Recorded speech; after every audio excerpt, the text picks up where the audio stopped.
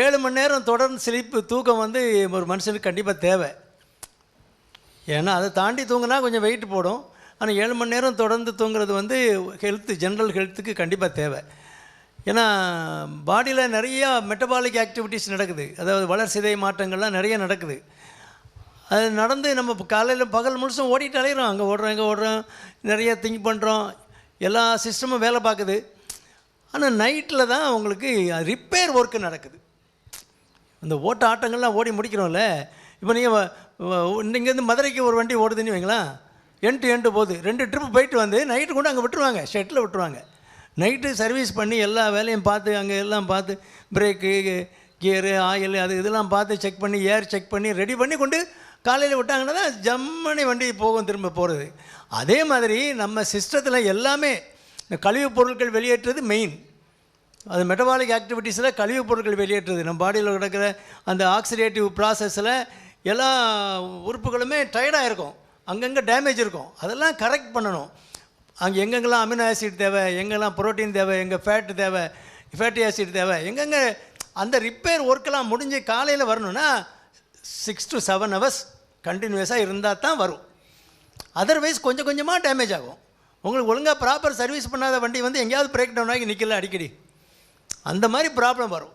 அதனால் ஒரு மனுஷனுக்கு எப்படி ஒரு உணவு முக்கியமோ, எப்படி வந்து ஃபிசிக்கல் ஆக்டிவிட்டி முக்கியமோ, அதே மாதிரி ஸ்லீப்பும் இட்ஸ் எ மஸ்ட்டு. அது நல்ல பீஸ்ஃபுல் ஸ்லீப்பு, நல்ல நிம்மதியான தூக்கம். அவனுக்கு தூங்குனது தெரியக்கூடாது. உடைய ஒன்று கனவு வேணால் ஓசியில் வந்திருக்கலாம், மற்றபடி இப்போ கண்டிப்பாக நிம்மதியாக தூங்கி முழிச்சா தான் காலையில் மற்ற ஒர்க்கெல்லாம் சரியாகும். இப்போ நீங்கள் இதெல்லாம் சாப்பிட்றீங்க, இதெல்லாம் ஜீரண மண்டலங்கள் அதெல்லாம் அது பாட்டில் வேலை பார்த்துக்கிட்டு இருக்குது. மற்ற ஆக்டிவிட்டீஸ்லாம் நம்ம கட் பண்ணிட்டோம், ஃபிசிக்கல் ஆக்டிவிட்டியெல்லாம் கட் பண்ணிட்டோம். மற்ற என்ன ஆக்டிவிட்டீஸ் கட் பண்ணாலும் உள்ளுக்குள்ளே நிறைய ரிப்பேரிங் ஒர்க்கெல்லாம் நடந்து நம்ம டைஜஸ்ட் ஆகிற அந்த ஜூஸு அது எல்லாமே நம்ம உணப்பில் உள்ள அந்த உடலோடு சேர வேண்டியதெல்லாம் குடல் உறிஞ்சிகள்லாம் உறிஞ்சி எவ்வளவு நீர் அங்கே நிற்கணும் மற்றெல்லாம் உறிஞ்சி எடுத்து மலைக்குடலில் கழிவுகளெல்லாம் தள்ளுறதுக்கு ரெடியாக்கி காலையில் 5 மணி 7 மணிக்கு தான். இப்போ நம்ம ஒரு சிட்டி இருக்குன்னு வைங்களேன், சிட்டி இருக்குது, காலையில் 5 மணிக்கு க்ளீனிங் ஒர்க் வந்துடுறாங்கல்ல, வண்டி எடுத்துகிட்டு வந்து எல்லாம் க்ளீன் பண்ணி குப்பை அள்ளி போட்டு எல்லாத்தையும் க்ளீன் பண்ணிட்டு போயிடுறாங்கல்ல. காலையில் பார்த்தா ஒன்றும் இருக்காது, நீட்டாக இருக்கும் தெரு. அதே மாதிரி அந்த குப்பை கொட்டுற சமாச்சாரம் இருக்குது. நம்ம வந்து என்ன தானே உள்ளே போட்டாலுமே அது அவ்வளோத்தையும் கழிவு பொருள் கீழே வந்து அங்கே வந்து ஸ்டோர் பண்ணணும்னா அந்த 6 hours ஆகும். நீங்கள் அதுக்கு முன்னால் முடிச்சிங்கனாலும் சிக்கல், அது கரெக்டாக வேலை நடக்காது. அரைக்குறையாக 7 மணிக்கு வந்து என்னத்தையும் அள்ளி போட்டுட்டு போகிறாங்கல்ல தெருவில் தான், அப்படியே குப்பையாக தான் கிடக்கும். அதே மாதிரி நம்ம குப்பையே இருக்கக்கூடாது. அதுக்கு அந்த சிஸ்டத்தெல்லாம் கரெக்ட் பண்ணணும், ரிப்பேரிங் ஒர்க் நடக்கணும்னா கண்டிப்பாக வேணும். இது இல்லாமல் இருந்தேன்னா எல்லா சிஸ்டமும் பாதிக்கப்படும்.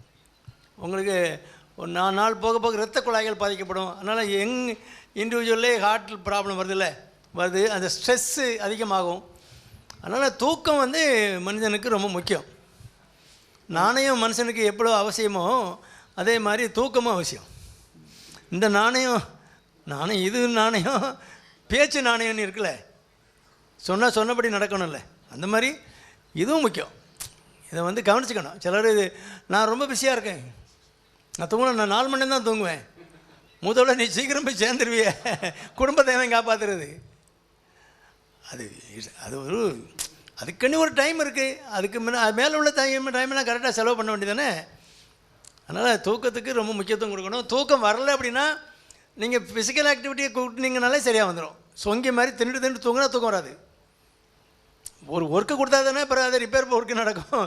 ஒன்றும் வேலையே நடக்கல, அப்புறம் எங்கே ரிப்பேர் ஒர்க் நடக்கிறது. அதனால் நீங்கள் நடந்தீங்கனாலே மெட்டபாலிக் ஆக்டிவிட்டீஸ் கூடும்போது ஆட்டோமேட்டிக்காக உங்களுக்கு பிரெயின்லேயே நம்ம தூக்கத்துக்கு சில ஹார்மோன்ஸ் இருக்குது, அதெல்லாம் சுரக்கும். மெலட்டோனின்ங்கிறது அது தூக்கத்தில் தான், நைட்டில் இருட்டில் தான் சுரக்கும் மெலட்டோனின். அது அந்த ஹார்மோன் திறந்தால் தான் உங்களுக்கு தூக்கம் நல்லா வரும். அதுவும் போக உங்களுக்கு நல்லா நடக்கிறவங்களுக்கு ஒரு ஒரு போதை மாதிரி இருக்கும் உடம்பே, அப்போ தான் ஒரு கிக் கிடைக்கிற மாதிரி இருக்கும். சில என்டார்ஃபின்னி உடம்பில் சில ஹார்மோன்ஸ்லாம் சுரக்குது. உங்களுக்கு உடம்பை நல்லா ஹெல்த்தியாக வச்சுக்கிறதுக்கு, பிரிஸ்காக வச்சுக்கிறதுக்கு. தண்ணி போட்டவே தான் கிக்கோட இருக்குன்னு அவசியம் கிடையாது. நீங்கள் நல்லா வாக்கிங் போய் ரிப்பேர் ஒழுங்காக பண்ணிட்டீங்கன்னா நீங்கள் அதை விட கிக்காக இருக்கலாம்.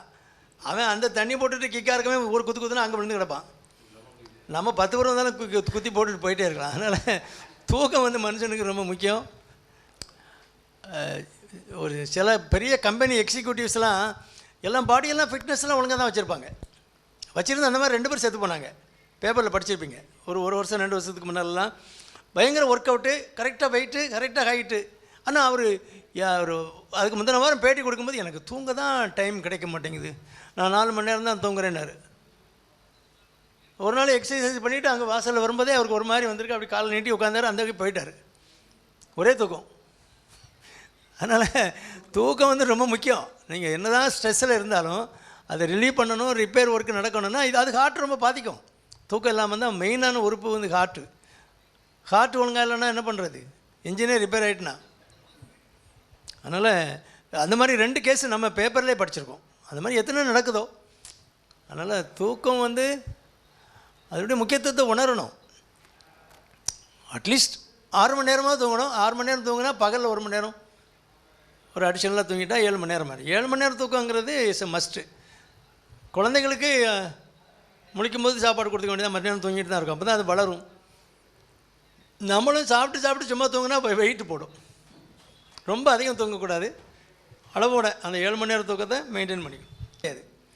அந்த முன்னிரவு தூக்கம் கிடைக்கும். 10 மணி கூடி போனால் 11 மணி அதுக்குள்ளே தூங்கணும். அப்போ தான் உங்களுக்கு அந்த நம்ம சிஸ்டம் அப்படி தான் பழகிருக்கு. எத்தனையோ லட்சக்கணக்கான வருஷங்களாக அந்த அந்த அது சூரியன் அடைஞ்சதுமே நம்ம சிஸ்டம் எல்லாம் டவுன் ஆயிரும். டவுன் ஆகிட்டுனா அப்புறம் அதை போட்டு திரும்ப தட்டி எழுப்பி தூங்குறவனை தட்டி எழுப்பி வேலை பார்த்த மாதிரி சிஸ்டத்தெல்லாம் 8 மணி 9 மணிக்கு போட்டு சாப்பாட்டை உள்ளே போட்டு 10 மணிக்கு பரோட்டாவை போட்டு உருட்டி எடுத்து வேலை சும்மா தூங்கிட்டு இருக்கவனை டெய்லி எழுப்பி வேலை வாங்கினா என்னத்துக்காம அவன்? அதே மாதிரி சிஸ்டம் டேமேஜ் ஆகிப்போம். இதான் நடக்குது நாட்டில். அதனால் அந்த வயிற்றுக்குரிய வேலைகள்லாம் சீக்கிரமாக முடிச்சுட்டு அப்படியே வேலை இருக்குதா பரவாயில்ல, நீங்கள் 8 மணிக்கு சாப்பிட்ருங்க, 10 மணி வரைக்கும் வேலை பாருங்கள். இது நைட்டு 11 மணி தான் படுக்கிறீங்களா, கொஞ்சம் பழத்தை சாப்பிட்டு படுத்துருங்க. ஒன்றும் இல்லை, பழத்துக்கு டைஜஸ்டிவ் ஜூஸ் தேவையில்லை. It's a pre digested food. பழம் எவ்வளோ வேணாலும் உரிச்சு உள்ளே போட்டுங்க பசிக்குதுன்னா. ஆனால் அந்த மாவு பொருள், அந்த ஃபேட்டு, அதெல்லாமே நீங்கள் அந்த எண்ணெய் பதார்த்தங்கள் உள்ளது எல்லாமே அந்த 8 மணிக்கு உள்ளாலும் முடிச்சிடணும். முடிச்சிட்டதுனால தான் நீங்கள் 2 மணி நேரம் எம்டியாக வயிறு கொஞ்சம் எம்டி ஆன பிறகு பழங்களை போட்டால் அந்த ரீகர்ஜிட்டேஷன், அந்த ஹார்ட் பர்ன் அதெல்லாம் வராது. நெஞ்ச கரிப்பு இல்லைன்னா திடீர்னு விடிய காலம் எழுந்து இங்கே எரியும், ஹார்ட் அட்டாக்காக இருக்குமோ, ஆஸ்பத்திரி போயிடுவோமா அப்படின்ட்டு சிலம் வச்சுருப்பான். 4-5 இசிஜி எடுத்திருப்பான். வாரம் ஒரு இசிஜி எடுத்திருப்பான். போன வாரம் இதே மாதிரி தான் எரிஞ்சு டாக்டர்மா. எத்தனை மணிக்கு சாப்பிடுவேன் அப்படின்னா, சார் நான் வேலையெல்லாம் முடிச்சுட்டு 12 மணி தான் சாப்பிடுவேன், படுக்கிறது 12:30 படுத்துருவேன். அது மேலேயும் கீழே தானே போயிட்டு இருக்கோம். இந்த உணவு குழாய்க்குள்ளே எல்லாம் எரிச்சலாகி அந்த மாதிரி எல்லாம் இருக்கக்கூடாது. உணவை வந்து முன்னாலே முடிச்சிடணும். மாவு பொருளை முடிச்சுட்டு அந்த மாதிரி பழக்கங்களை கொண்டு வரணும்.